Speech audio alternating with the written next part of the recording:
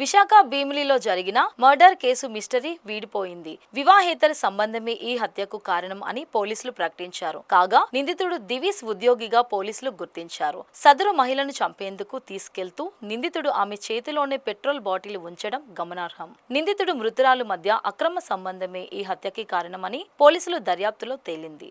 ఊరంతా తిప్పి కత్తితో పీక కోసి పెట్రోల్ పోసి నిప్పంటించి నిందితుడు హత్య చేసినట్టు వారు వివరించారు. హత్య జరిగి 12 గంటలలోనే కేసును ఛేదించిన north ACP Appalaraju, CI Tirumalarao బృందాన్ని ఉన్నతాధికారులు అభినందించారు. కాగా మృతురాలు మారిక వలసకు చెందిన మహిళగా గుర్తించారు. విశాఖపట్నం కమిషనరేట్ పరిధిలో భీమిలి పోలీస్ స్టేషన్ లోను దాకమర్రి పంచాయతీ లిమిట్స్ లో ఫార్చ్యూన్ హిల్స్ వడా లేఅవుట్ అనే ఒక ప్రాంతం ఉన్నదండి.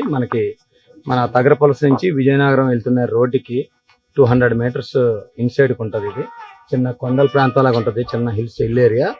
ఆ లేఅవుట్ లోను మనకి ఇప్పుడు మార్నింగ్ మాకు భీమిలి పోలీస్ స్టేషన్కి వచ్చిన సమాచారం ఏంటంటే ఎవరో ఒక మహిళ చనిపోయి ఉన్నదని చెప్పి మా భీమిలి పోలీసు వారికి సమాచారం రావడం జరిగింది.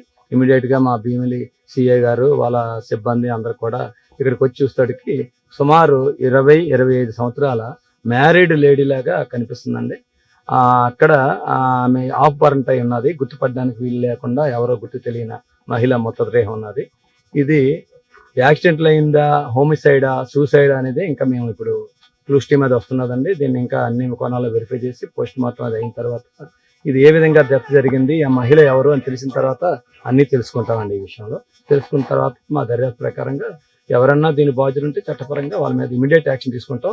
దానికి సంబంధించి మా సిపి గారు, డీసీపీ గారు డైరెక్షన్స్ ప్రకారంగా ఇప్పుడు సుమారు ఆనందపురం సివిఐ గారు, భీమిలి టీమ్స్, అలాగే పిఎం పాలెం నుంచి, పద్మనాభం నుంచి మొత్తం సుమారు ఒక 6 టీములను ఆల్రెడీ ఇప్పుడు రంగంలో దింపించామండి. అన్ని కోణాల్లో దర్యాప్తు చేపిస్తున్నామండి. చేసిన తర్వాత అతి త్వరలో ఆమెను ఎవరు అని తెలుసుకోవడం జరుగుతుంది. తర్వాత ఆమె మరణానికి గల కారణం కూడా తెలుసుకొని ఒకవేళ ఏదైనా అన్యాయంగా ఆవిడ మర్డర్ అలాంటిది ఏదైనా తప్పు జరిగింది అన్నట్టు తెలిస్తే దాని ప్రకారంగా వాళ్ళ బాధ్యుల మీద పట్టుకొని వాళ్ళ మీద చట్టపరం చర్య తీసుకోవడానికి మేము అన్ని విధాలుగా ప్రయత్నం స్టార్ట్ చేస్తాం.